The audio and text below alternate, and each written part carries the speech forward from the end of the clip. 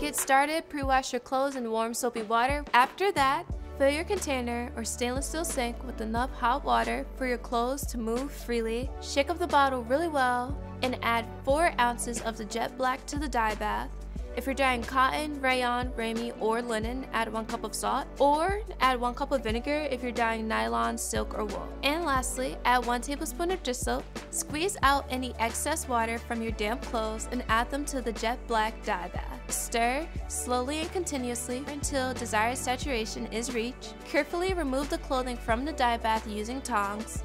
Now let's lock it all in. Add 4 ounces of ColorStay Dye Fixative and then add the clothes you just dyed. Stir on and off for about 20 minutes. Once it's all done, rinse in cool water until the rinse water runs clear.